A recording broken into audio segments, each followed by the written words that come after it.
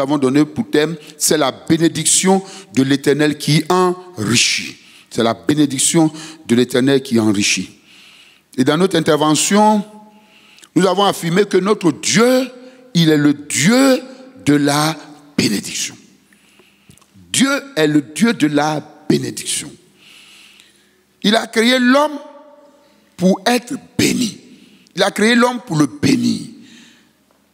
Parce que la première parole que Dieu a prononcée lorsqu'il a créé Adam et Ève, il a dit, Dieu les bénit. Donc parler de bénédiction, ce n'est pas un péché. C'est vrai, on en a parlé, il y en a qui détruisent, qui vont un peu loin, ils ne restent pas dans le cadre de la parole de Dieu. Mais la bénédiction, ça vient de Dieu. Et quand il a dit Dieu les bénit, Dieu donne un contenu à cette bénédiction. Soyez féconds, multipliez, remplissez la terre, l'assujettissez, dominez. Nous avons dit que c'est une bénédiction de productivité, de multiplication, d'abondance, de domination, de règne et de contrôle que Dieu donne à l'homme qu'il a créé. Et cela parce que l'homme a été créé à son image. Nous l'avons dit, c'est à cause de l'image de Dieu en l'homme que Dieu lui a accordé cette bénédiction-là.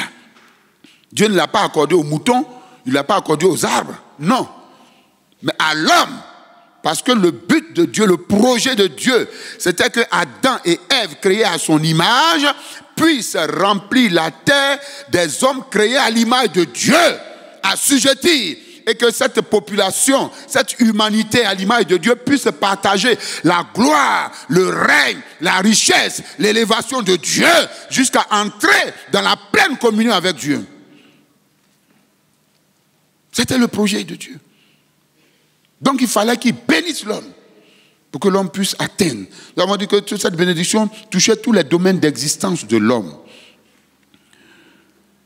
Mais malheureusement, Dieu va mettre un principe de conservation de cette bénédiction. Le principe était d'éviter et de ne jamais manger l'arbre de la connaissance du bien et du mal. Malheureusement, sur instigation, ruse du diable, ruse du diable, ruse de Satan. Satan, il est puissant par sa ruse. Il est puissant par la ruse. Il va séduire la femme. Elle va succomber. Elle va partager le fruit avec son mari qui est à côté de lui. Et les deux, lui, c'est de façon volontaire qu'il a mangé. Lui n'a pas été tenté. Lui, c'est volontairement qu'il a mangé. Et les deux vont succomber, vont manger, vont pécher. Et cela va faire apparaître dans la vie de l'humanité la malédiction. La malédiction va apparaître. Dieu va maudire le sol, il va maudire le serpent. Et le serpent qui désormais a le contrôle de toutes ces bénédictions-là à cause du péché va contaminer, va injecter dans la vie des hommes la malédiction. Cortège de maladies, d'échecs, de souffrances, de difficultés. Et c'est dans ça que nous sommes, que l'humanité est. Mais Dieu avait un plan. Et nous avons dit que Dieu, qui est riche en amour, va offrir à l'humanité un autre moyen de retrouver la bénédiction que Adam et Ève avaient perdue. Dieu va donner un moyen, mais je pourrais dire un moyen sûr de retrouver cette bénédiction. Et nous avons dit désormais, c'est en Christ que l'homme entrera en possession de toutes les bénédictions de Dieu. Et nous sommes basés sur Éphésiens chapitre 1, verset 3 qui dit « Béni soit Dieu, le Père de notre Seigneur Jésus-Christ, qui nous a bénis. » Qui nous a bénis de toutes sortes de bénédictions. Toutes sortes de bénédictions spirituelles dans les lieux célestes. En Christ. Il ne faut pas voir toutes sortes de bénédictions spirituelles seulement que des bénédictions proprement spirituelles. Non. Je l'ai dit la dernière fois, le naturel est commandé par le spirituel. dont les bénédictions sont logées dans le spirituel. Toutes sortes de bénédictions. Toutes sortes. Ton mariage est logé dans le spirituel. Ta richesse est logée dans le spirituel. À l'état spirituel. Mais il y a des actes que tu dois poser pour que tu entres en possession de ce qui existe déjà, parce que tu es déjà béni. Tu es dans un territoire de bénédiction, tu es dans une saison de bénédiction, parce que Christ a tout accompli pour que toi tu sois béni. Dis Amen. Mais pourquoi on ne sent pas cette bénédiction dans ta vie quotidienne? Parce que tu n'as pas pu accéder, tu n'as pas pu conquérir ce que Dieu t'a donné. Comme le peuple d'Israël devant le pays promis avec Josué. Des tribus, près de 9 tribus qui étaient là, qui attendaient. Dieu dit, je vous ai livré, je vous ai donné le territoire, mais le territoire était occupé par des étrangers, des Cananéens, tout ça, ils sont là. Mais Dieu dit, je vous ai donné. Il faut aller prendre. S'il dit, il t'a donné, c'est qu'il t'a donné les moyens d'aller chercher. Mais si tu as peur des Cananéens, lorsque cette parole prophétique concernant Jésus, avec l'anneau qui a été attaché, devait s'accomplir, Jésus a envoyé ses disciples, allez dans le village qui est à côté, vous allez trouver un anneau qui est attaché. Détachez-le et amenez-le-moi. Si quelqu'un vous dit, que faites-vous là? Dites-lui que le Seigneur en a besoin. Il y a toujours quelqu'un qui s'oppose à ce que tu dois aller chercher. Il y a toujours quelqu'un qui dit non. Ce quelqu'un, c'est le diable. Celui qui est venu s'opposer à Adam et Ève dans le jardin. Ce quelqu'un est là avec ses démons, avec ses serviteurs, pour s'opposer à ce que tu prennes ta bénédiction. Mais je déclare sur ta vie qu'en 2018, avec les principes de Dieu, tu puisses conquérir ta bénédiction. Dis Amen. Il y a toujours quelqu'un, mais il faut dire à ce quelqu'un-là, le Seigneur en a besoin.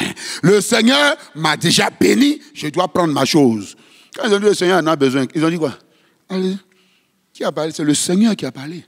C'est la parole du Seigneur qu'ils ont déclarée. Donc l'opposant était obligé de se relâcher. Amen. Voilà pourquoi nous avons parlé des principes.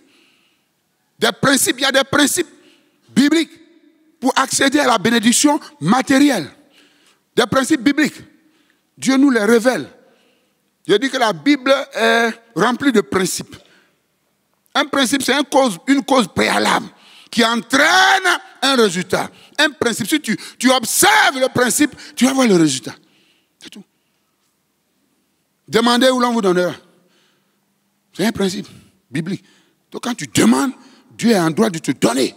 Et tu t'accroches à ce principe et tu rappelles à Dieu que ce principe, ce n'est pas toi qui l'as créé, c'est lui-même qui a mis de sa parole. Donc tu demandes. On dit qu'il y a des principes. Et nous avons dit que le premier principe de l'enrichissement matériel, le premier et vieux principe biblique, c'est le travail. Le travail. Parce que quand Dieu a béni Adam et Ève et qu'il les a mis dans cette ville, petite ville appelée Éden, il a dit à Adam, tu dois cultiver et tu dois garder. Et quand vous lisez le chapitre, je crois 2, il a dit Dieu a tout créé. Mais en ce moment-là, tout ce que Dieu a prononcé, et tout ce qu'il a créé, il a dit, et la Bible dit au chapitre 1, cela a été ainsi. Quand vous venez au chapitre 2 qui donne maintenant les détails, ce qu'on peut comprendre, c'est que la semence était déjà dans le sol. Mais ça ne poussait pas parce qu'il y avait deux phénomènes qui manquaient. Il n'avait jamais plu et il n'y avait pas d'homme pour cultiver. Donc, pour que ça prenne, il faut cultiver. Dieu met les éléments en place, mais toi, l'homme doit cultiver. Prendre soin. Le seul endroit qui n'a pas cultivé, qui devait prendre soin, c'était le jardin. Mais tout le reste, il fallait que c'était un prototype. Il fallait qu'il multiplie cela avec sa descendance à l'image de Dieu. Le travail. Le travail, chers frères. J'ai insisté dessus en semaine. Le travail. Quand tu es en Christ, tu es sur un territoire de bénédiction matérielle. Mais il faut travailler. Il faut travailler pour l'acquérir. Malheureusement, plusieurs sont paresseux. Plusieurs sont ignorants. Il est dit dans Ecclésiaste, je me suis basé sur Ecclésiaste chapitre 9, verset 7 à 10, qui dit « Va, mange avec joie ton pain et bois gaiement ton vin. » Ça, c'est pas une bénédiction, ça. Mange, bois gaiement ton vin. Car dès longtemps, Dieu prend plaisir à ce que tu fais. Quand tout temps tes vêtements soient blancs et que l'huile ne manque point sur ta tête. Et il dit, jouis de la vie avec la femme que tu aimes pendant tous les jours de ta vie de vanité que Dieu t'a donné sous le soleil, pendant tous les jours de ta vanité, car c'est ta part dans la vie au milieu de ton travail que tu fais sous le soleil. Verset 10, tout ce que ta main trouve à faire avec ta force, fais-le. Fais-le. Car il n'y a ni œuvre, ni pensée, ni science, ni sagesse dans le séjour des morts où tu vas. Quand tu vas mourir, c'est fini. Il n'y a pas de travail. Tu vas aller devant Dieu maintenant pour récolter ce que tu as travaillé ici et que tu as transformé en devise céleste. C'est ça. En Christ, étant en Christ, nous devons jouir du bonheur. Et Dieu veut que tu sois dans le bonheur, que tu sois heureux. Celui qui te dit que non, reste comme ça, c'est Dieu. Après tout, la Bible dit, comment dire, ils ont dit à Paul, ma grâce te suffit. Ça c'est le verset échappatoire de plusieurs. Quand ils sont devant des situations que ça ne va pas, ils prient plusieurs. Ils disent, de toute façon, frère, prends courage. Dieu a dit à Paul, ma grâce te suffit. C'est à Paul, il a dit ça. C'est toi, il t'a dit ça. Oh, il faut qu'on soit clair. Il a dit à Paul. Mais quand il a dit à Paul, Paul a changé de comportement vis-à-vis de sa situation. Mais toi, tu dis, Dieu dit ma grâce te suffit, et puis tu es encore dans le besoin. Si Dieu t'a dit la grâce suffit, c'est que le problème n'est plus un problème pour toi. Amen.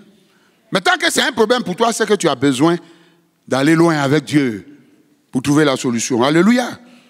Alors, en Christ, Dieu veut qu'on puisse jouir du bonheur. Mais à quelles conditions? Quand tu es en Christ, quand tout temps tes vêtements soient blancs, une vie de sanctification. Une vie de sanctification, une vie d'honnêteté, une vie de pureté devant Dieu. C'est ça. Quand tout temps tes vêtements soient blancs. Deuxième condition, que l'huile ne manque point sur ta tête.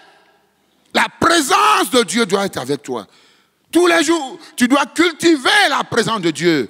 C'est ça, chercher premièrement le royaume et la justice de Dieu. Les choses de Dieu et toute autre chose te sera donnée comme goissou.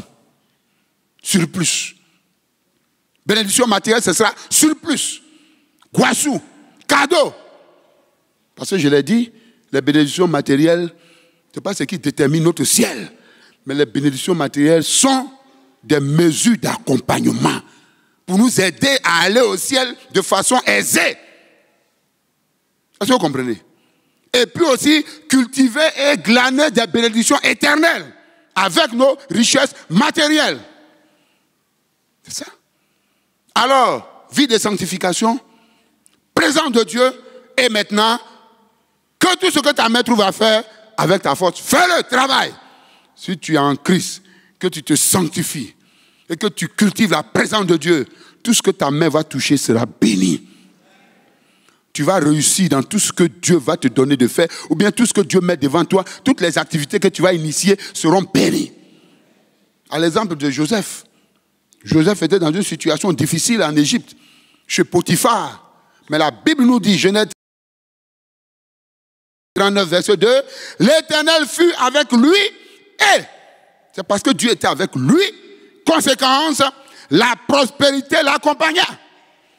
Il ne suivait pas la prospérité, c'est la prospérité qui courait derrière lui. Joseph, je veux venir, prospérité, je veux venir. C'est ça. Et toi, tu cours derrière la prospérité. Tu cours derrière. Il y a un principe. Tu es en Christ, tu es sur un territoire de bénédiction. Ça, c'est acquis. Maintenant, principe, travail. Mais dans quelles conditions? Sanctification, présence de Dieu, travail. Et la prospérité va te poursuivre. Il a dit, l'Éternel faisait prospérer entre ses mains tout ce qu'il entreprenait. Et j'ai posé la question, qu'est-ce que tu entreprends? Tu entreprends quoi? Il y en a qui veulent forcément être utilisés dans le secteur de leur formation. Non! Tout ce que ta main trouve à faire, fais-le. Même si tu dois vendre charbon, tu seras le premier vendeur de charbon. Et tu vas voir avec charbon, tu vas avoir plus d'argent que ceux qui sont dans les bureaux. Tout ce que ta main trouve à faire, fais-le. Parce que tu es en Christ, sur un territoire de bénédiction. Tu vis dans la sanctification. Et la présence de Dieu avec toi, quand tu arrives devant une situation, ça s'ouvre comme la porte de Sokossi. Waouh! Et puis toi, tu passes. C'est ça. C'est ça. Notre problème est là. Notre vie chrétienne. Tout ce que ta maîtrise va faire, fais-le. La prospérité va t'accompagner. On a vu le cas, l'exemple d'Isaac, Genèse 26, verset 12 à 14. Il a dit, Isaac sema dans ce pays. Pendant la sécheresse, dans un pays étranger, Isaac sema. Mais il a dit, et il recueillit cette année le centuple. Pourquoi? Car l'Éternel est béni. L'Éternel a béni quoi? Sa semence. C'est sa semence que Dieu a béni. C'est son travail. Quand on dit Isaac sema, c'est qu'il a eu une portion. Il a nettoyé, il a apprêté, il a eu des stratégies. Tout cela, Isaac a semé. Là, il avait une bonne semence dans une terre. Et il comptait sur la grâce de Dieu. Comme Dieu était avec lui, Dieu l'a béni. Il a eu le centuple. Cet homme devint riche. Et il alla s'enrichissant de plus en plus. Jusqu'à devenir fort riche. Pas le travail. C'est pas le travail. J'ai dit l'église est pauvre. On est pauvre. L'église est pauvre. Parce que beaucoup ne travaillent pas et refusent de travailler. Ils ont des compétences, ils ont l'intelligence renouvelée. Ils peuvent avoir la révélation de Dieu. Ils refusent de travailler parce qu'ils se confinent dans un secteur. Tant qu'il n'est pas secrétaire ou bien comptable, il ne peut pas travailler. Comptable. Il n'y a plus de place dans comptable. Comptabilité, il n'y a plus de place là-bas.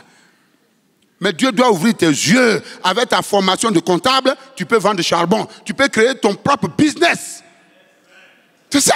Ton propre business. Même si tu travailles pour quelqu'un, je l'ai dit, il y a un verset qui dit, si tu ne peux pas prendre soin des biens d'autrui, qui va te donner pour toi? Tu travailles pour quelqu'un, tu bâcles son travail. Tu travailles mal, parce que ce n'est pas pour toi. Après, ce n'est pas pour moi, c'est pour lui. Mais Dieu dit, tu ne prends pas soin de son travail, toi-même pour toi, il ne va pas te donner. Joseph a pris soin de la maison de Potiphar. Dans la prison, il a pris soin des prisonniers. C'est là que Dieu lui a donné pour lui, qui lui avait déjà révélé Premier ministre. Vous m'excusez, on a trop de paresseux dans l'église. Et trop de personnes qui n'ont pas d'initiative, qui ne provoquent pas les choses. Qui ne provoquent pas les choses. Dieu attend que tu provoques. Dieu attend que tu inities et il va aller avec toi. Dieu attend ça. Tu vas initier une petite chose, tu vas voir ce que Dieu va faire. Ça va grandir de façon vertigineuse. Parce que toi, tu as la bénédiction de multiplication, d'abondance, d'autorité, de domination sur ta vie. En Christ, à tout ce que tu trouves doit bouger. Tu ne dois pas être toujours à la traîne, à la queue. Amen. Voilà un peu ce que nous avons dit par rapport à ce principe. Mais à ce principe, il y a un autre principe. Qui est le principe du donner et du recevoir. Qui ouvre les portes de la bénédiction matérielle, de la bénédiction divine dans tous les domaines de notre existence. Le principe du donner et du recevoir.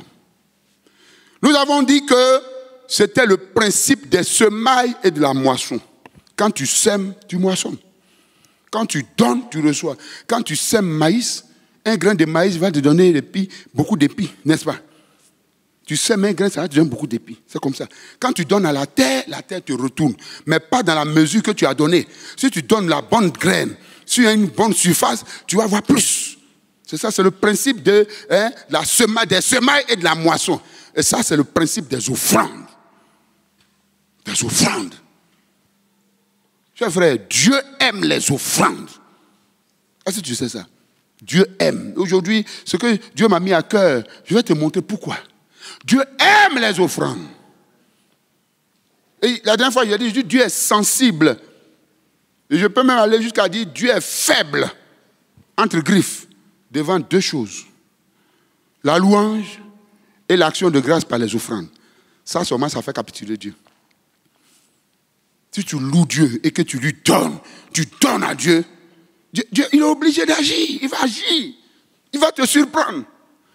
Dieu cherche des gens. Tu travailles, Dieu te bénit. Mais tu donnes quoi à Dieu? Il y en a, ils n'ont jamais donné 5 000 francs comme offrande. 5 000 francs. Ça donne à créer 500 francs. Bien. Ils n'ont jamais donné 5 000 francs. Soit un billet de 500 ou deux billets de 500 dimanche. Alors qu'ils peuvent donner 5 000. Il y en a qui n'ont jamais donné offrande volontaire 50 000. Jamais, jamais. C'est-à-dire, je m'en vais à l'église, je vais, mon offrande au juste c'est 50 000. Jamais. C'est trop. C'est inimaginable. J'ai donné 50 000 francs, pourquoi? On est nombreux, chacun donne 5 000, 5 000, 5 000. 50 000. Est-ce que moi, je suis le seul dans l'église? Hein? Mais c'est moi qui ai donné 50 000. Jamais. Alors qu'ils sont capables. Il y en a qui n'ont jamais dit, oh Seigneur, je suis content de toi, voilà 100 000 francs pour toi. Prends. Jamais. Mais ils peuvent dépenser 100 000 francs pour aller dire aux gens que, même 500 000 francs pour dire que funérailles, là, c'est eux qui gèrent ça. C'est eux propriétaires de funérailles. Ils gèrent 500 000 francs avec la mort.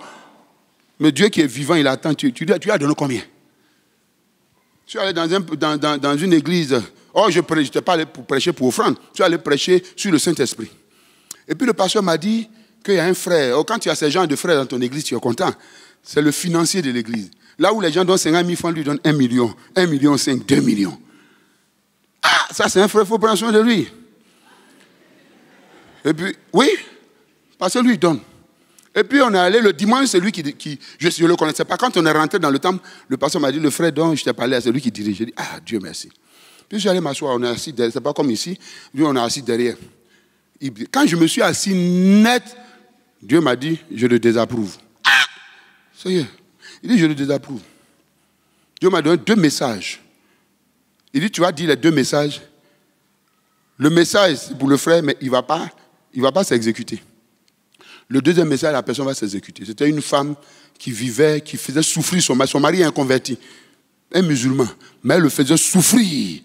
Dieu me l'a révélé. Quand je l'ai dit, le soir, elle est venue à la maison, pleurer, se repentir. Mais le frère n'est pas venu. J'ai dit, mais Seigneur, tu le désapprouves, pourquoi? Dieu dit, il donne 1 million. Au milieu de ceux qui donnent 50 000. Mais ce n'est pas 1 million qu'il doit donner. Je l'ai mis dans cette église, ce n'est pas 1 million qu'il doit donner.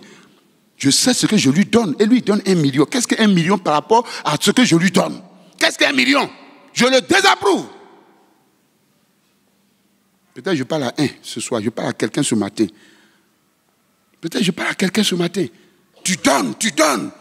Mais est-ce que c'est en fonction de ce que Dieu t'a donné? Est-ce que c'est en fonction de ce que Dieu sait que tu as sur toi? C'est ça. Où tu attends qu'on détermine. Bon, les cadres, 50 000, ceux-là, 100 000. Dès qu'on dit, toi, tu donnes pour toi. Tu ne discutes même pas. Mais quand Dieu regarde, il te désapprouve. Parce que ce n'est pas ce qu'il attend de toi. Tu es dans cette église, il sait pourquoi il t'a mis là. Et il sait ce qu'il te donne. Il sait ça.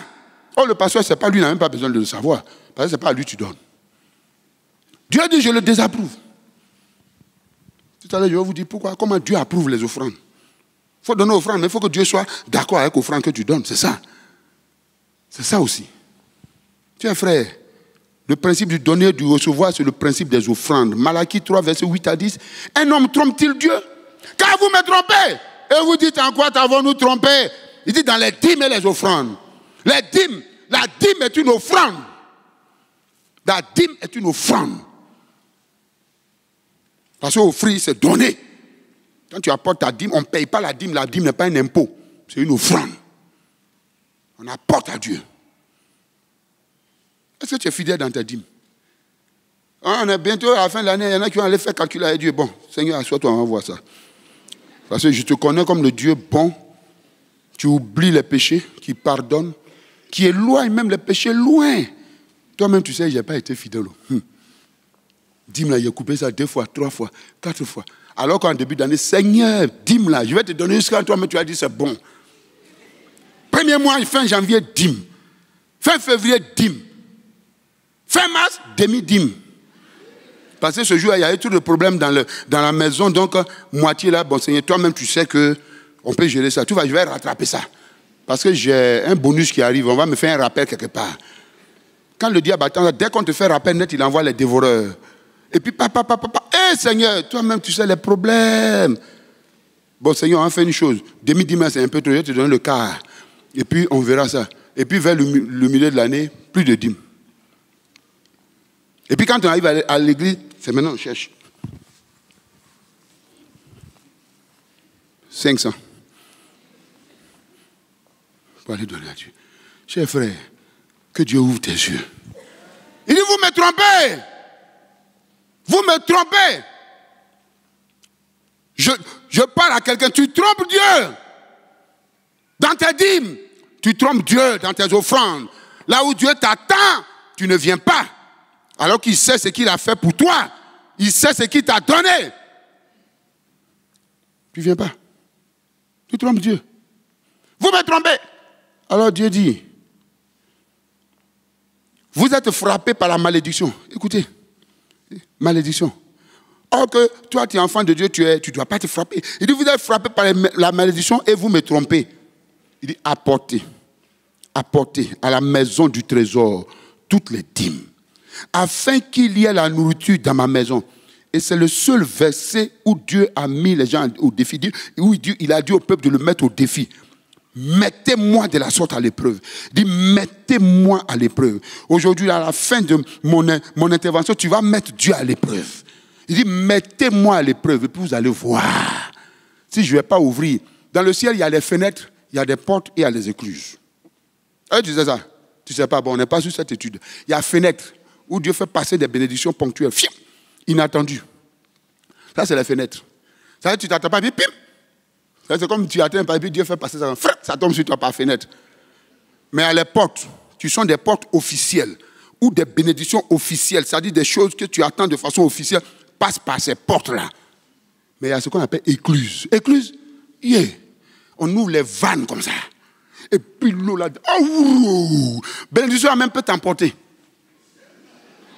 Oui, bénédiction va t'emporter parce que écluse, Dieu va ouvrir. Il dit, Dieu n'a pas dit, mettez-moi de la sorte à l'épreuve pour que j'ouvre les fenêtres, ni les portes. Il dit, écluse.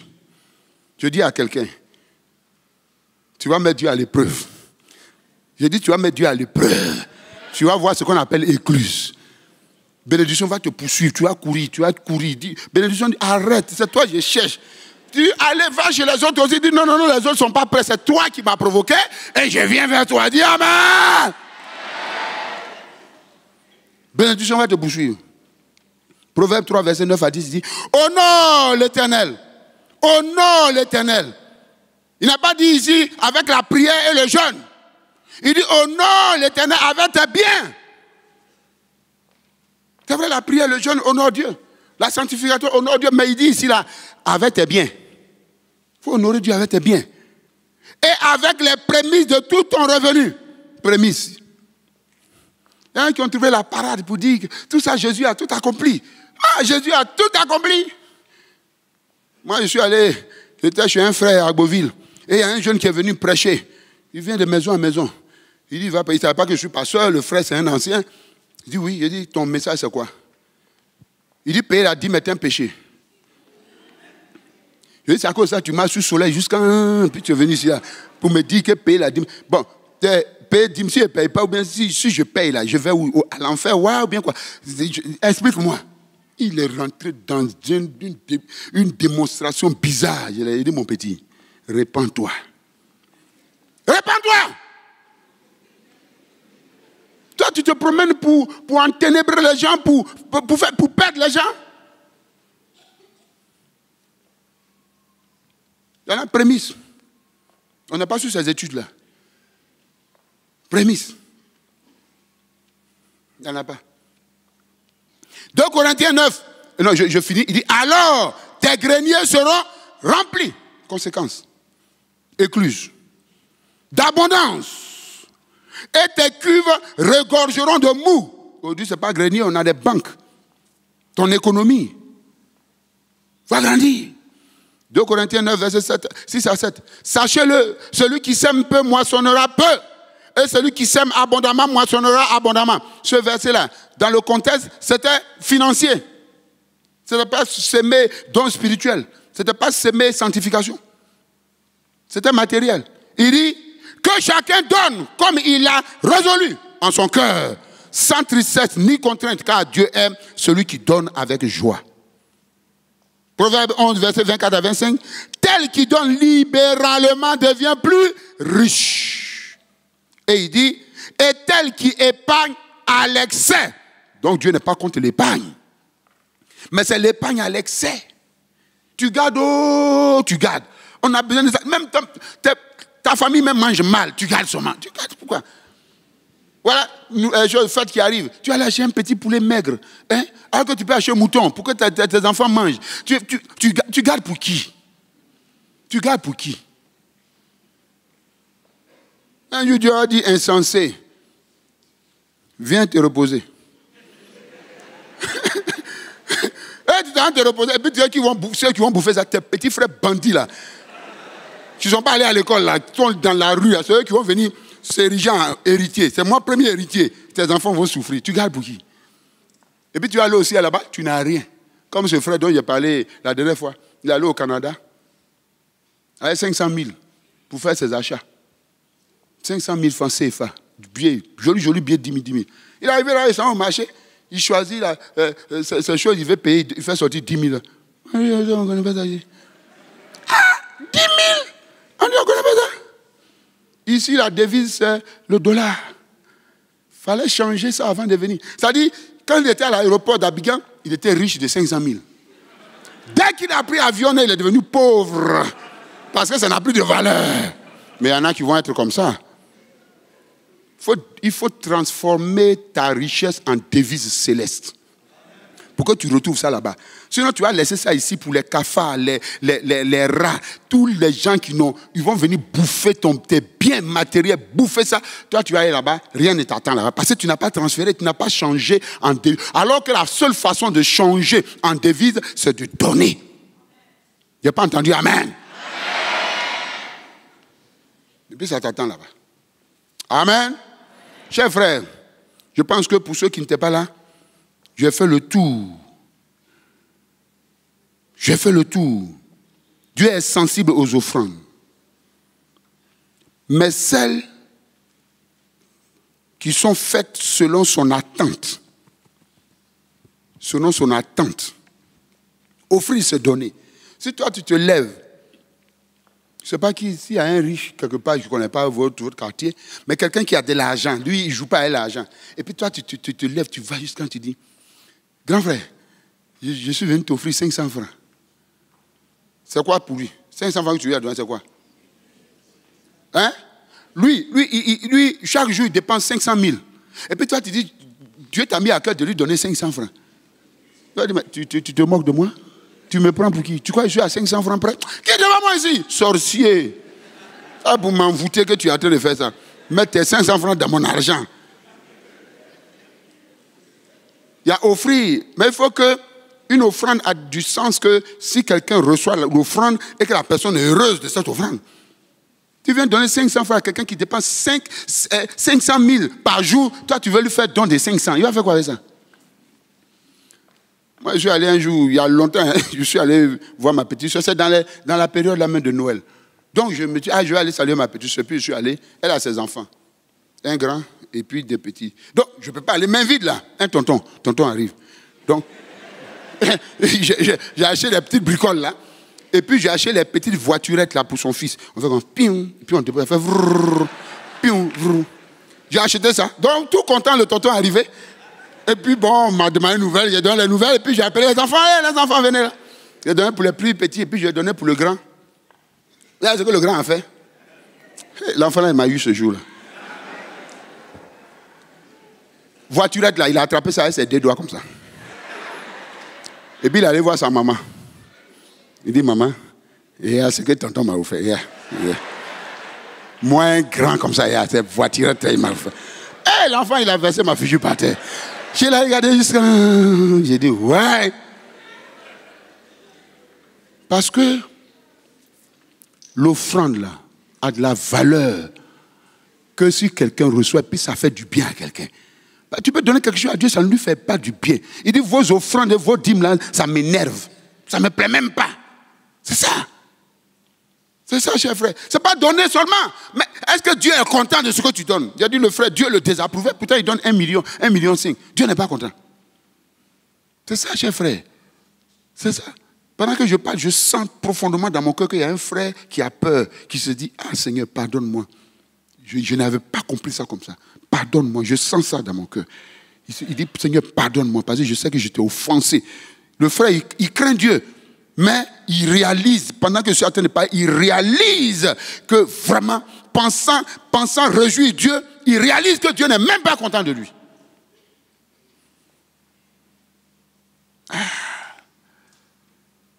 Dieu est sensible, mais quelle offrande!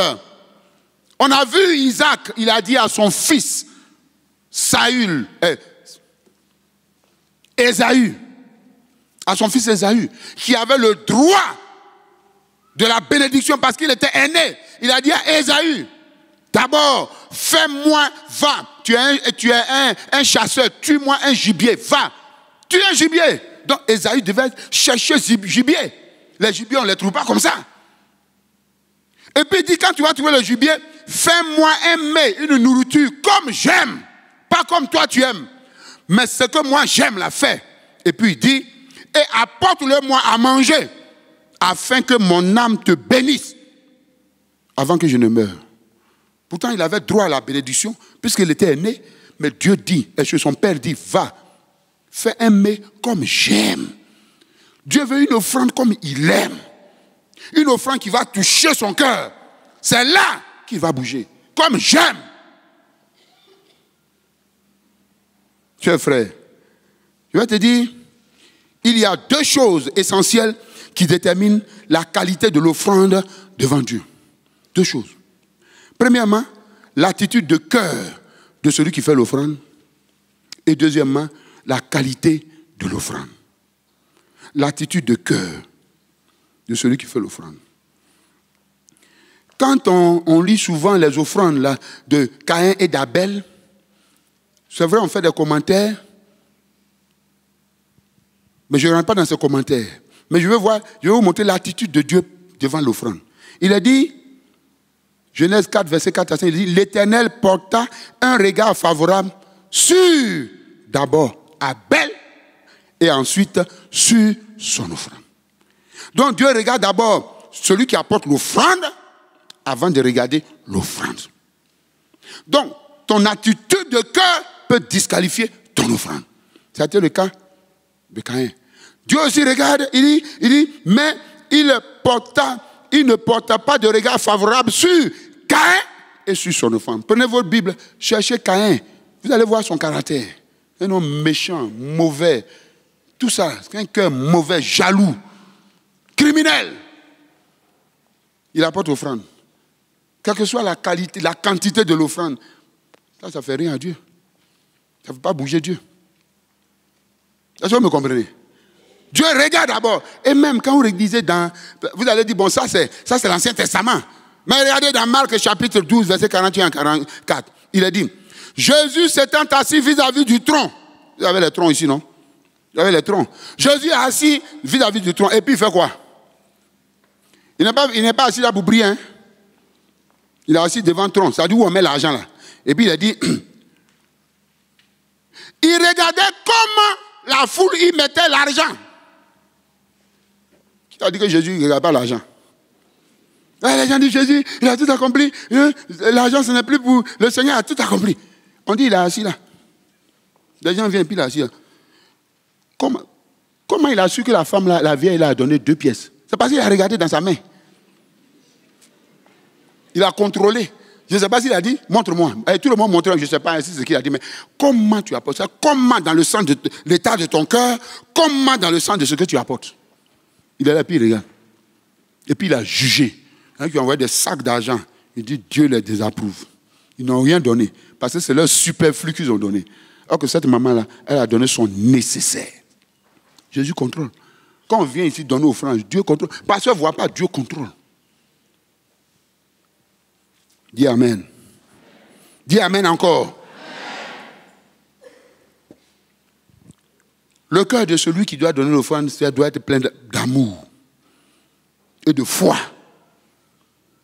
Et puis la qualité de l'offrande doit avoir une valeur sacrificielle.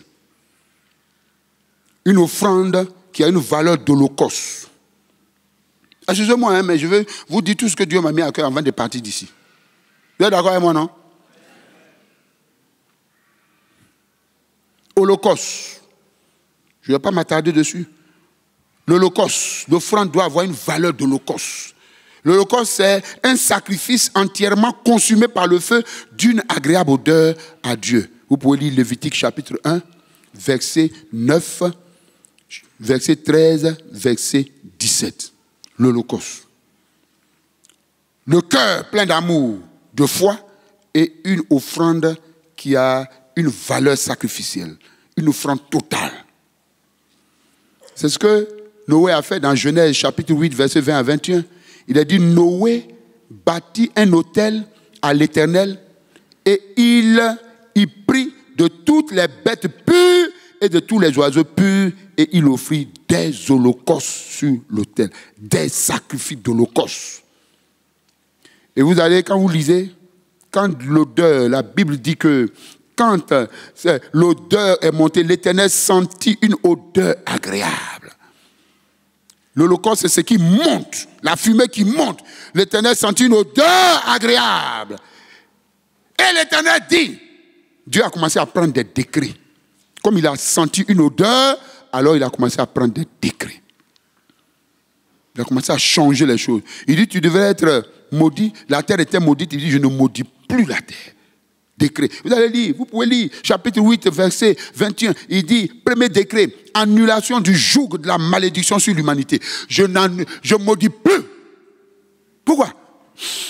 Il a senti odeur. Odeur de holocauste, odeur d'offrande. Ça fait bouger Dieu. Dieu dit, après il dit, deuxième décret, de repositionnement dans la bénédiction originelle, la bénédiction d'Adam et Ève. Il dit, il va maintenant reprendre cette bénédiction que Adam et Ève avaient pris. Il la remet à jour, il la repositionne. J'ai dit à quelqu'un ici, l'offrande que tu vas faire, que Dieu va repositionner ce qui avait été annulé dans ta vie. Repositionne ça. Et puis, il va lui accorder la protection. De façon générationnelle, sa protection. Vous allez lire ça, vous pouvez lire chapitre 8, verset, chapitre 8 de Genèse, chapitre 9. Vous-même, vous allez déceler toutes les bénédictions que Dieu accorde à Noé et à sa descendance à cause de l'offrande de l'Holocauste. Noé venait de sortir de l'arche. Personne ne lui a dit de faire ça. Il a fait de façon volontaire. Voilà pourquoi je vais parler. Aller sur un fait pour que tu comprennes quelque chose. L'offrande de Dieu. L'offrande que Dieu a faite. Et tu sais que Dieu a fait une offrande. Souvent, je me suis posé la question. Souvent, on lit, mais on ne voit pas ça. Quand on ne perçoit pas ça dans le sens d'offrande, on ne va pas percevoir ce que je vais dire. Mais que Dieu t'ouvre les yeux pour que tu perçoives.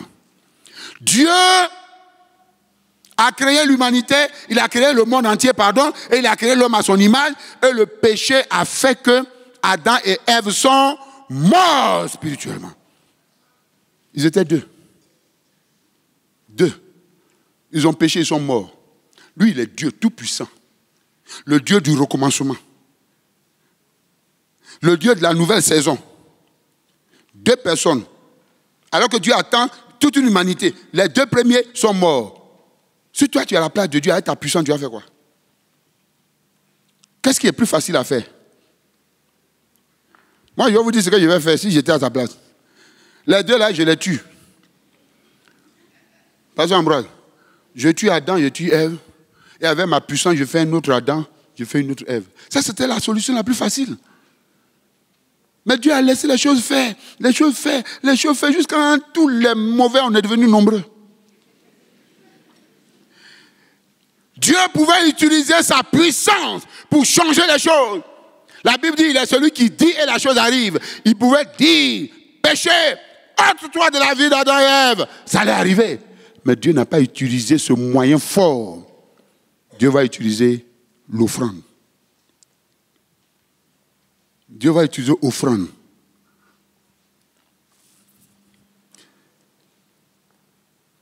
Car Dieu a tant aimé le monde qu'il a donné. Offrande. Dieu donne offrande. Pour retrouver l'homme qu'il a perdu, au lieu d'utiliser la puissance, Dieu va utiliser l'offrande. Mais pas n'importe quelle offrande. Parce que ce qu'il a perdu a du prix. Ce qu'il a perdu a de la valeur. Ce qu'il a perdu est important dans sa vie. Alors Dieu va donner une offrande conséquente. Une offrande douloureuse. Une offrande même qui va faire saigner le cœur de Dieu. Voilà l'offrande que Dieu va donner. Est-ce que vous me comprenez? C'est le sens des offrandes. Voilà l'offrande que Dieu va faire. C'est grâce à cette offrande que tu es assis là. À cause de l'offrande que Dieu a faite. Si Dieu voulait utiliser la puissance, le salaire du péché, c'est la mort, la destruction. Mais Dieu a fait offrande. Il a donné. Parce qu'il aimait. Son cœur d'amour va le pousser à faire une offrande à l'humanité pécheresse. Pour faire une offrande pour la délivrance de l'humanité pécheresse. Lorsqu'on lit dans Romains 8, Romains 5, verset 8, il a dit Dieu nous a aimés. Dieu prouve son amour envers nous en ce que lorsque nous étions encore pécheurs, Christ est mort pour nous. L'offrande de Dieu, l'offrande douloureuse de Dieu, l'holocauste de Dieu. Brièvement, je vais parler de ça. Parce que si on veut en parler, on ne va pas quitter ici. Brièvement. Souvent, quand on parle de cette offrande de Dieu, les gens jouent avec ça. Il y a un chant là. Hein? Eli, Eli, la machabash, tani, quelque chose comme ça. Les gens chantent souvent là. Comment on chante ça? Les chants là. Les chants là. Vous ne connaissez pas ce chant là? Voilà. Viens chanter ça. Viens. C'est ça même, exactement. Donne le micro. Il faut chanter ça. Écoutez, hein.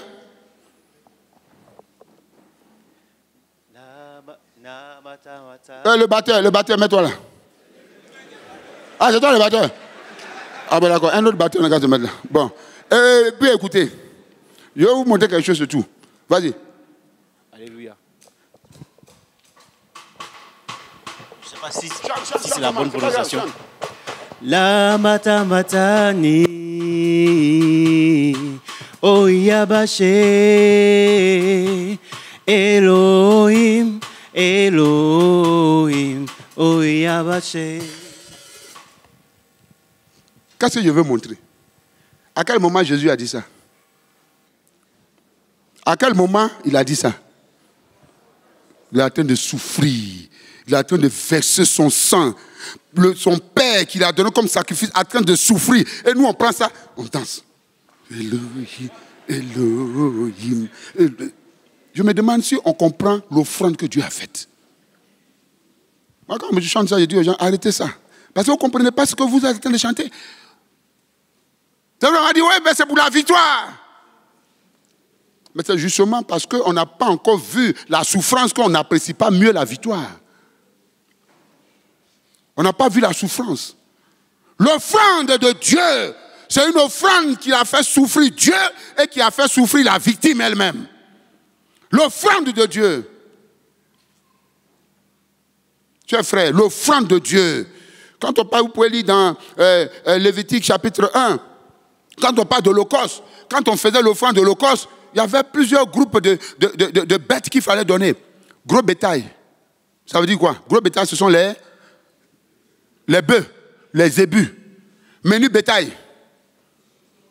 C'était quoi? Les moutons et tout ça là. La volaille. Les poulets et tout ça. Et puis, les oiseaux. Et les oiseaux. C'est-à-dire, chacun avait sa catégorie qu'il fallait donner.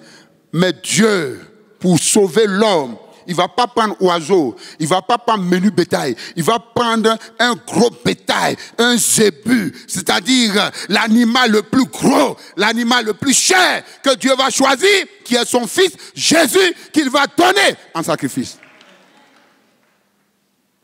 Il va donner en sacrifice. Et il a dit, à cause du temps, je vais balancer. J'espère que je vais atteindre l'objectif que le Seigneur m'a mis à cœur.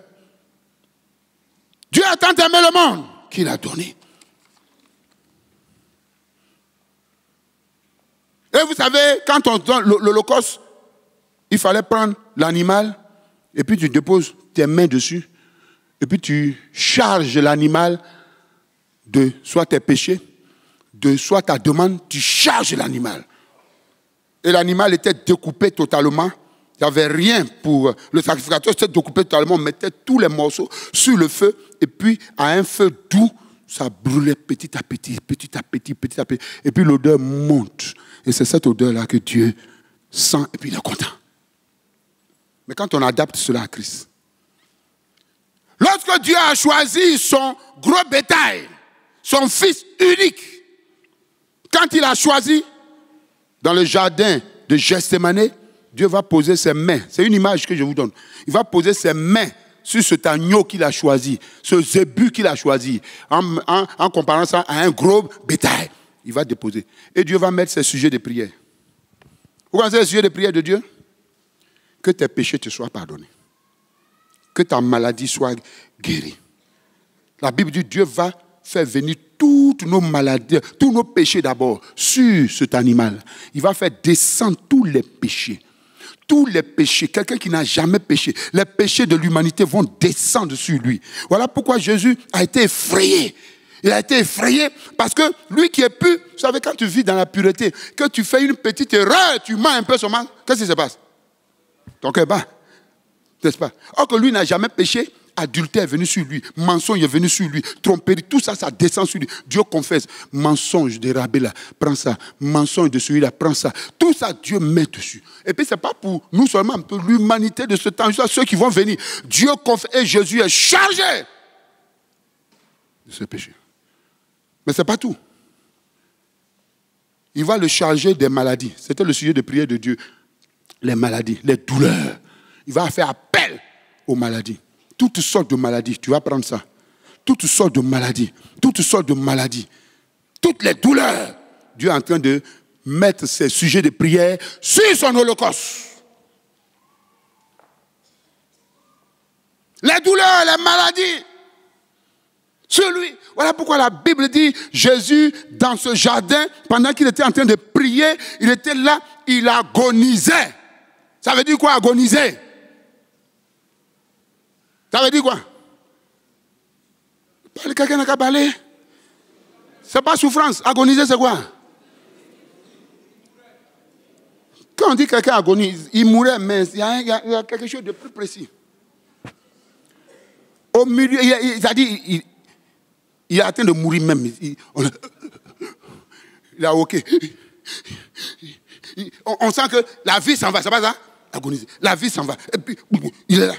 Pourquoi il a agonisé?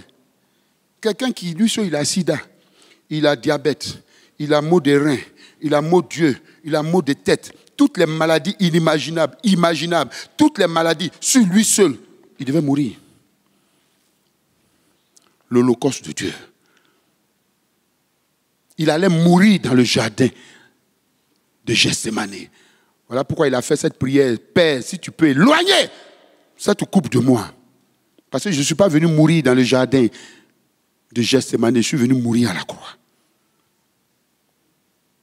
Et de là, Jésus va... Je le dis comme ça, j'ai tous les versets, mais je le dis parce que le temps est passé. Jésus va aller au prétoire de Pilate.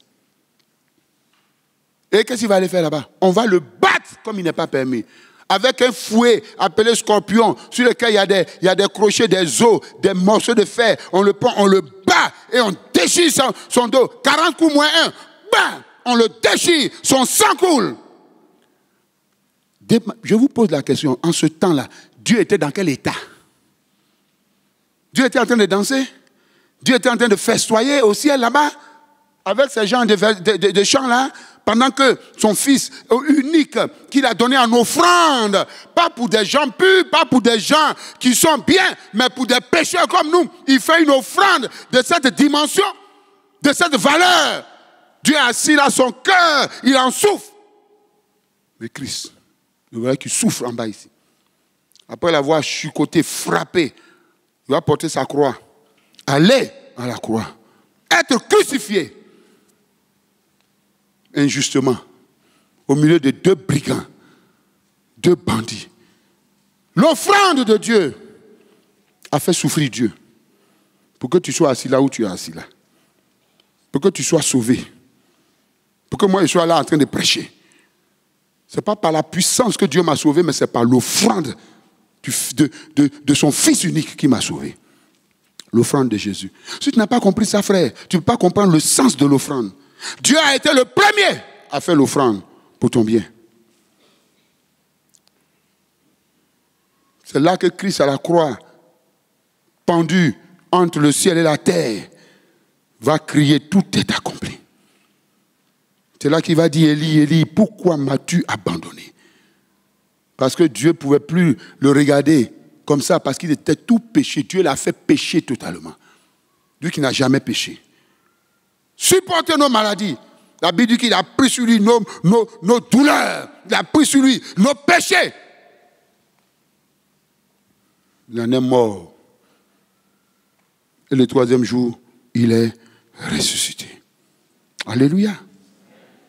Chers frères, voilà l'offrande que Dieu a faite pour toi. Mais cette offrande va entraîner des bénédictions dans la vie de Dieu. Lui-même. Il avait un fils unique.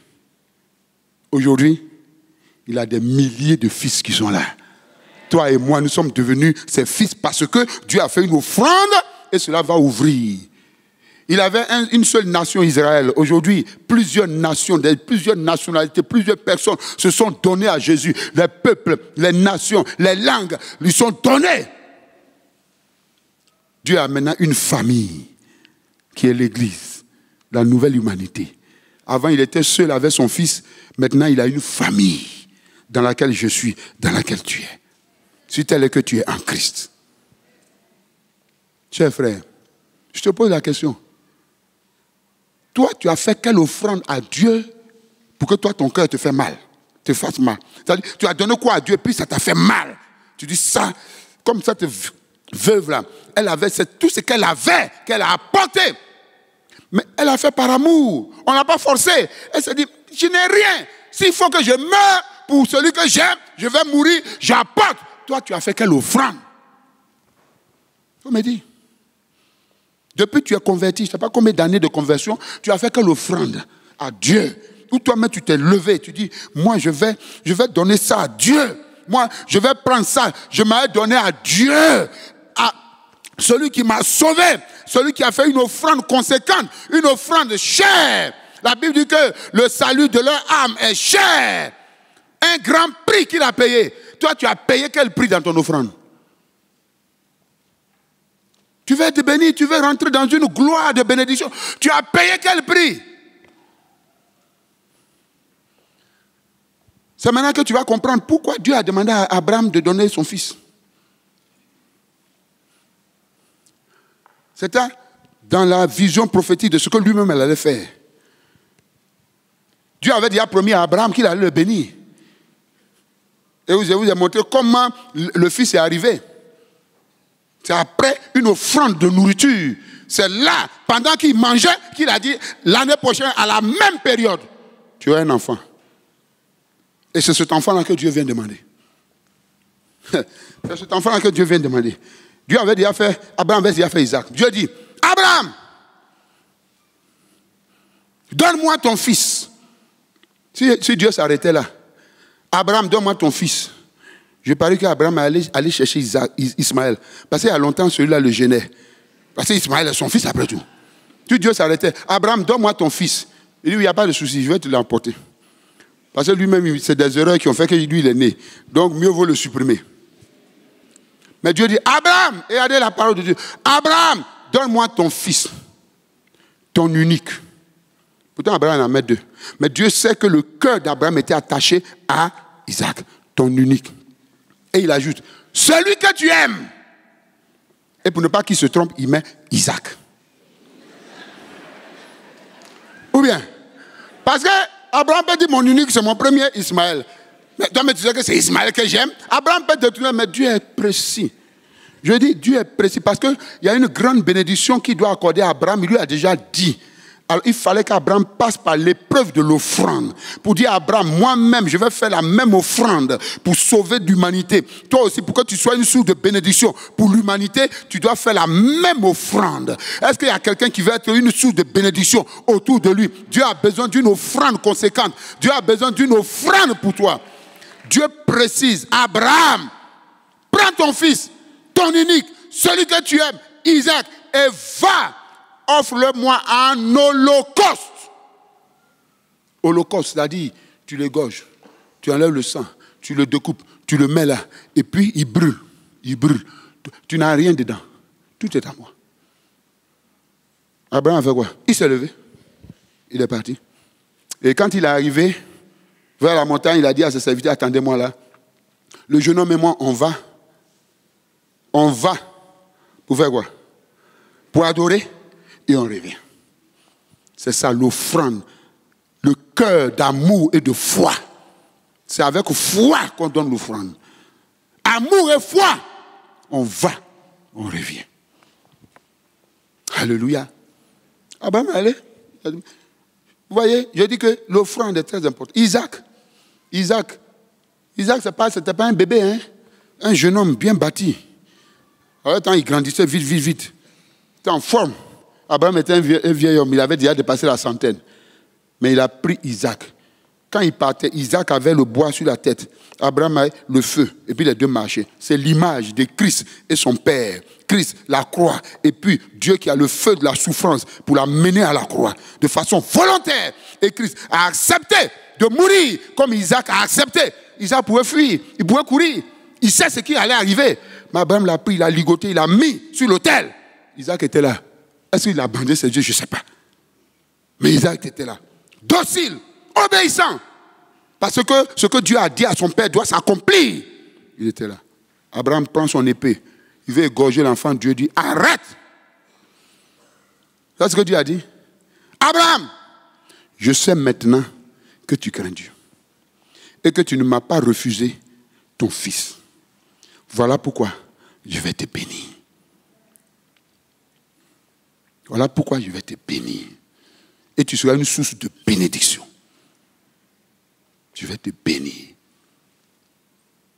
Pendant que je suis en train de parler, Dieu est en train de te dire ce qui te tient à cœur, ton unique. La chose pour laquelle si on t'arrête, tu vas mourir tout de suite là. Dieu dit qu'il a besoin de ça.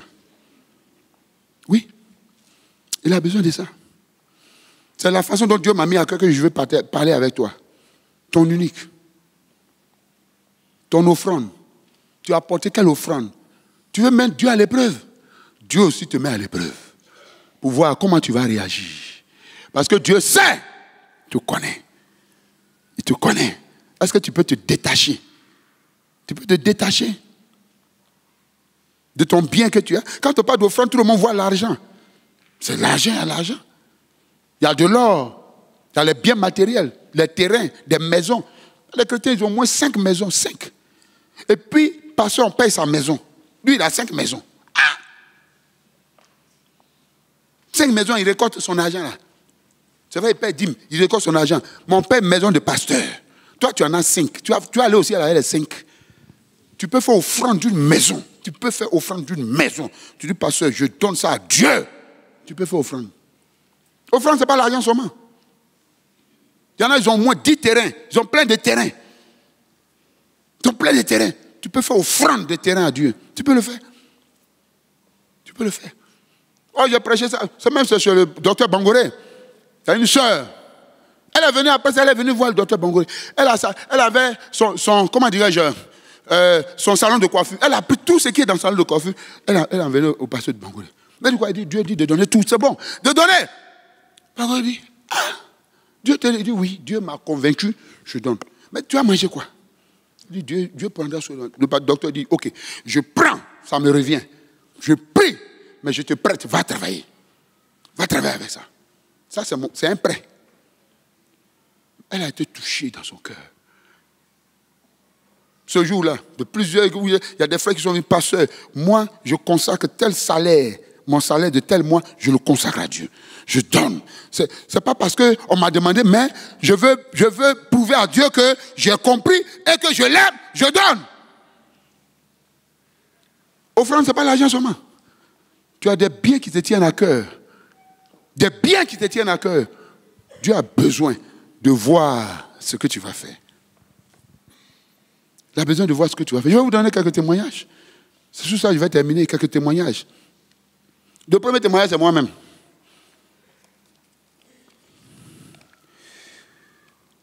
Parce que l'offrande sacrificielle que Dieu demande, c'est le temps dans lequel tu es, ça peut être ton sacrifice. Peut-être demain, tu as beaucoup plus. Mais là où tu es, tu n'as rien. Mais c'est là que Dieu demande. J'étais dans une église, et puis j'étais président de jeunesse, à Abidjan, et j'ai fini de prêcher, je devais aller voir une jeunesse dans une autre église. Dimanche matin, j'ai fini de prêcher, au moment où je vais sortir, il y a un frère qui me... En ce moment, j'avais sur moi 10 000 francs. 10 000 francs. Un grand gaillard comme moi, qui a une voiture. 10 000 francs. Mais j'avais mon calcul, je n'étais pas inquiet. 10 000 francs, 5 000 francs pour le carburant, 5 000 francs pour gérer la semaine. Ça peut aller. Et puis il y a un frère qui vient, au moment où je suis pressé, pasteur, je lui ai dit, frère, je suis pressé. Il dit, pasteur, c'est pas long. Je dis, ok, rentre au bureau. Il enlève une enveloppe, il me donne. Je dis, ah oui, là, tu as eu raison de venir me voir. Que Dieu te bénisse. J'ai prié pour lui. Je sors, je vois dans l'enveloppe 5 000 francs. Ça fait combien? 15 000. Donc je mets 5 000 francs de carburant et puis 10 000 francs. Moi, ma semaine est un peu plus relaxe.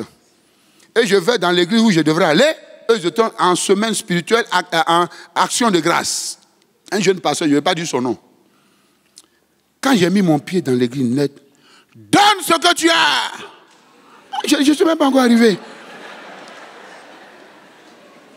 Je ne suis même pas encore arrivé déjà. Et non, ça, c'est pas moi. Ça, c'est eux, ils sont assis là. Et puis, il précise, tu veux être président, tu veux être élevé. Je ne sais pas qui lui a mis tout ça dans la bouche. Donne. Fais une offrande conséquente. En ce moment, on était en train de préparer les élections de la présidence de la fraternité des prisons de Côte d'Ivoire. J'étais candidat. Il y a un magistrat qui était candidat, un avocat qui était candidat, des frères en Christ. Et moi, pasteur. Je suis allé m'asseoir. J'ai dit, non, Seigneur, je vais te donner les 5 000. Parce que toi-même, tu sais qu'il y a la semaine qui est là.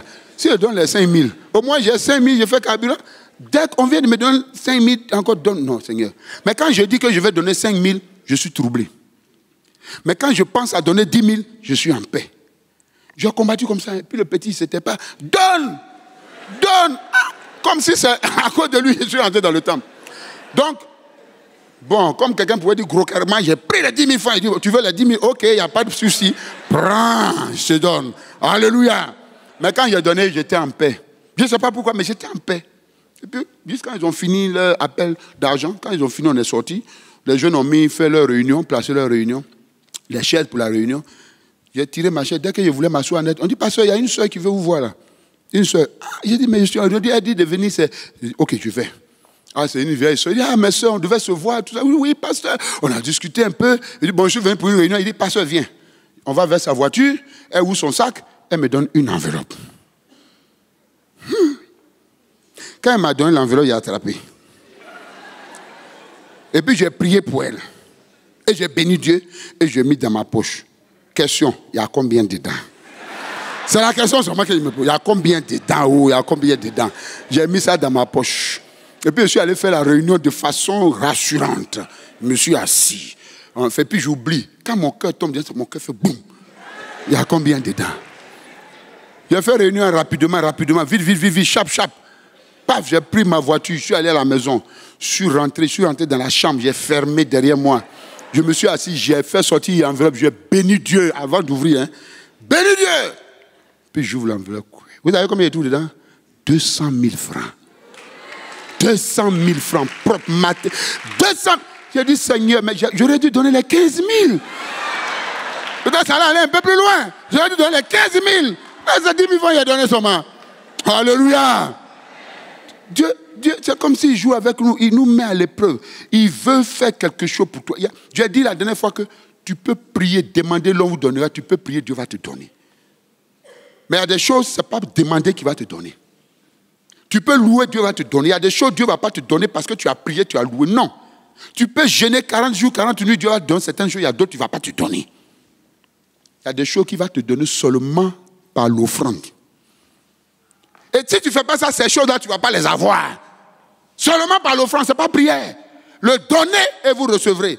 Donnez et il vous sera donné. C'est par ça seulement que tu vas avoir certaines bénédictions. Et surtout certaines bénédictions matérielles, matrimoniales, bénédictions financières, promotion. C'est ça. Il y a un autre témoignage d'un frère de faire action de grâce dans son église. Et puis, tout le monde s'est préparé, Il avait son enveloppe, 50 000. Selon son statut, lui, il a préparé ses 50 000 pour action de grâce. Et puis, entre-temps, sa femme lui avait donné l'argent, son argent de commerce, elle lui avait donné pour garder. Et puis, il l'a mis dans sa veste pour ne pas... Il l'a mis dans sa veste. Et puis, bon. Donc, quand il y a eu action de grâce, c'est veste-là qu'il a porté. Et puis, l'argent de sa femme, c'était 500 000. Et puis, il est allé dans joie d'action de grâce. Ça chante. Maintenant, où il faut donner. Il a mis la main là où il ne fallait pas mettre. Il a mis dans la poche des 500 000. Et puis, il est allé, il l'a déposé. Puis, tout le monde est content. Puis, offrande est fini, action de grâce est fini. Maintenant, Aos a dit son argent. Aos a dit, mon mari, mon argent, je dois... Ah, attends. Il voit que c'est 50 000 là qui est là. Il a donné les 500 000. La femme dit, non, tu ne peux pas faire ça. Tu ne peux pas. Ah, c'est son argent, il faut faire attention avec. Son argent, n'est-ce pas, à l'étranger. Tu es mon mari, c'est vrai, mais ce n'est pas cette erreur que tu vas faire. Je t'ai dit de garder mon argent, c'est ça, tu vas prendre pour aller donner, faire offrande avec ça. Non, tu as trouvé mon argent. Petit palabre conjugal a commencé à naître entre les deux. Le monsieur était tout malheureux, il va aller au travail. Comment il va faire? Trouver 500 000, ce n'est pas petit. Mais Dieu va lui montrer que c'est lui qui a fait comme il a fait à Adam. Il a endormi, puis il a pris sa cote. Dieu l'a endormi, Dieu a pris les 500 000. Il n'a pas fait une erreur, hein? C'est Dieu qui a poussé sa main à aller prendre 500 000 parce que Dieu avait besoin des 500 000 là, parce que Dieu voulait qu'il pose un acte, Dieu allait le bénir. Les mois qui ont suivi, on l'appelle promotion. Nommé directeur d'un secteur de son service. Aussitôt, prime d'installation, 5 millions, voiture de service, tout. Quand il a eu ça, il est venu dire, madame, tu disais quoi là, que je te devais combien là? Je te devais combien, tu avais dit là? Je n'ai pas bien entendu là, je te devais combien? Ouais, je te devais combien? Ah, il est assis. Je te devais combien? C'est 500 000 seulement, tu veux? Et puis il déballe à la femme ce que Dieu vient de faire dans son service. Voilà la joie. C'est après qu'il a compris que Dieu voulait le bénir. Mais ce qui allait déclencher cette bénédiction, c'était l'offrande des 500 000 qu'il a donné sans s'en rendre compte. Je parle à quelqu'un ce soir. Je parle à quelqu'un ce matin. Je parle à quelqu'un ce matin. Dieu veut que tu apportes quelque chose. Et un autre témoignage, un autre frère. Lui, il est allé dans un programme d'action de grâce. C'est lui-même qui m'a rendu son témoignage parce qu'on nous a invités tous deux dans un programme d'action de grâce où lui il était le parrain et moi j'étais le prédicateur. Quand il a entendu le message que j'ai prêché, il est venu me voir et dit, pasteur, voilà mon esprit, je vais rendre témoignage. Je dis, ok, il faut rendre témoignage pour appuyer le message. Il dit, il est allé dans une action de grâce et puis les gens ont prêché, le pasteur, un pasteur ghanéen, il a prêché. Et puis quand ils ont fini, il a lancé l'appel. Et puis le pasteur a eu une révélation. Il dit, il y a quelqu'un dans cette salle, Dieu veut l'élever. Dieu veut l'élever, mais Dieu dit, il n'a qu'à vider son compte bancaire. Il n'a qu'à venir signer un chèque ici, vider son compte. Dieu dit, il veut t'élever. Il dit, quand on a dit ça, c'est comme si c'est boum, c'est lui. Quand c'est comme ça, la première réaction, Satan, tu es vaincu. Je te lis, je te relis et je te lis. C'est pour me troubler que tu fais ça. Mais quand ce n'est pas Satan, mon cher, ça s'impose à toi. Ça s'impose à toi. Et puis, il s'est levé.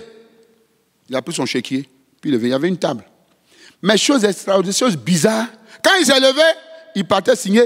Il voit qu'il y a quelqu'un qui vient aussi derrière lui. Il regarde, c'est sa femme. Il dit, je suis mort. Parce qu'au moins, si je vide mon compte, au moins je pouvais m'appuyer sur ma femme. Elle aussi, elle vient ici. Il a signé son chèque. Il a déposé. Sa femme aussi est venue. Elle travaille à la banque. Elle aussi, elle a signé son chèque. Elle a déposé. Et puis ils sont partis. Le pasteur a prié pour eux, ils sont partis. Ouverture de la galère. Galère a commencé. Galère a commencé. Jusqu'à ils ont déménagé, ils sont allés loger sur sa petite soeur, ils dormaient au salon. Tout à l'heure, le pasteur a dit, Satan et sa belle-mère, ils ont commencé à parler. Ils ont commencé à parler. Toi, c'est quel orgueil ça. Et comment tu humilies ta femme. Tu es orgueilleux. Quand on a dit on donne la... C'est de toi on a parlé. Galère. Mais je vais vous dire une chose. Quand tu sèmes arachide, 10 hectares d'arachide, en 3 mois, tu as tes 10 hectares d'arachide. N'est-ce pas? Ce n'est pas 3 mois d'arachide. Si ça a trop duré, c'est 6 mois. Mais quand tu sèmes EVA, il faut savoir attendre. Vous avez compris mon message? Lui, il avait semé EVA.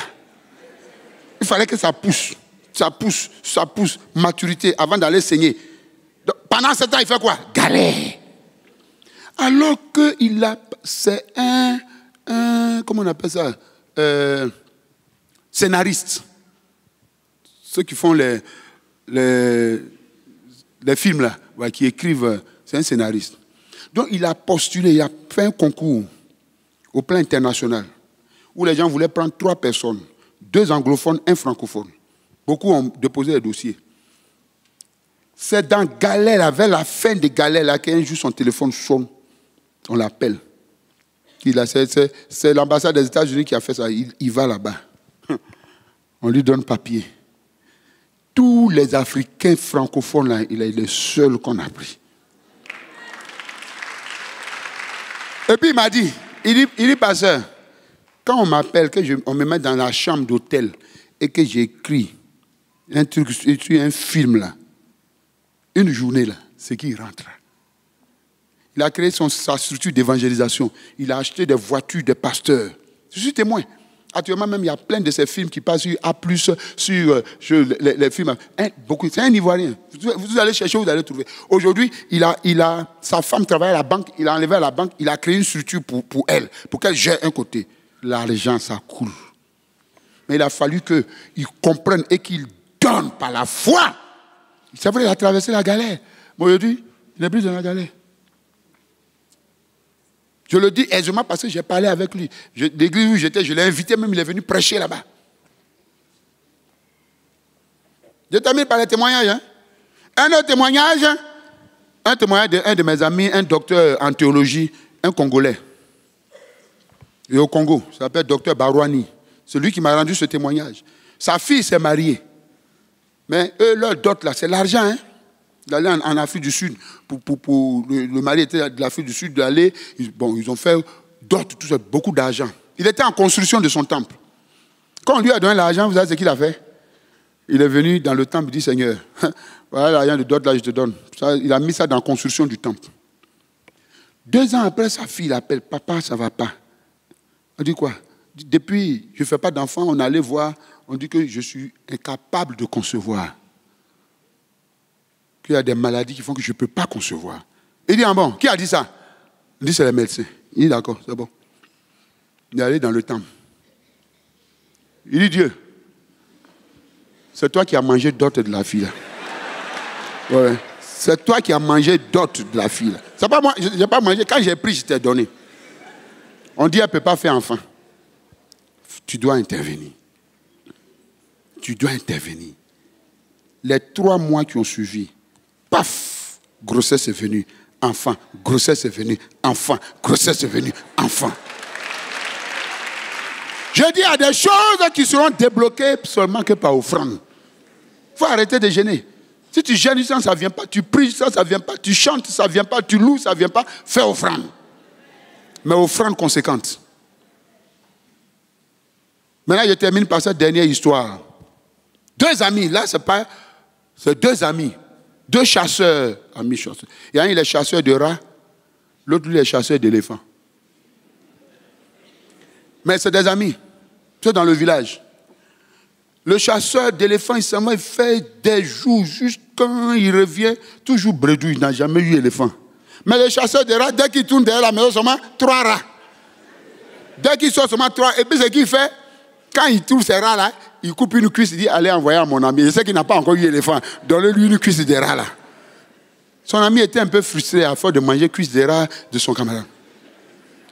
Et un jour, par un miracle de Dieu, il trouve le plus gros éléphant.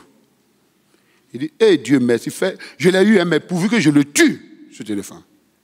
Et il a fusillé l'éléphant, il a tué l'éléphant. Vous savez, quand tu tues un éléphant en tant que chasseur, tu ne peux pas le dépecer. Tu as appelé les villageois. Partout, il a appelé les villageois. Il lui a dit, la première des choses que vous faites, couper une cuisse d'éléphant, allez donner à mon ami là. Ça, c'est la première des choses. On a coupé une grosse cuisse. Les gens attrapent. Ils emmènent chez toi. Il dit, c'est quoi ça? Il dit, c'est ton ami chasseur d'éléphant. Il dit, c'est pour toi. Mais Dieu fait quoi avec tout ça? Il dit, non, non, prends. Il a trop maillé tes petites cuisses de rat. Aujourd'hui, il te donne une cuisse d'éléphant.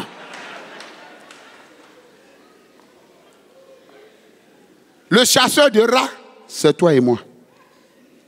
Et le chasseur d'éléphants, c'est Dieu qui n'a jamais raté d'éléphant. Donnons-lui nos petites cuisses de rats que nous avons, nos biens, petites biens qu'on a, on n'a qu'à lui donner seulement un jour. Et je suis certain, il t'enverra une cuisse d'éléphant qui sera une grande bénédiction pour toi. Il t'enverra la cuisse d'éléphant parce que Dieu, il est fidèle. Il se souvient toujours de nos offrandes, de nos aumônes. Dieu s'en souvient. Il t'enverra la cuisse d'éléphant. Chers frères, Dieu veut que tu lui apportes une offrande. Nous allons prier, il y a des actes que je vais poser. Puis mon frère, tu m'excuses, hein, mais ce que Dieu m'a mis, je vais faire ça, puis je vais partir. Vous m'excusez, je sais que le soir il a veillé, je sais. Je sais, mais je vous demande pardon. Amen. Si Dieu t'a parlé, tu vas te lever. Vous savez, ce que Dieu attend, que tu répondes, c'est tout. Que tu répondes.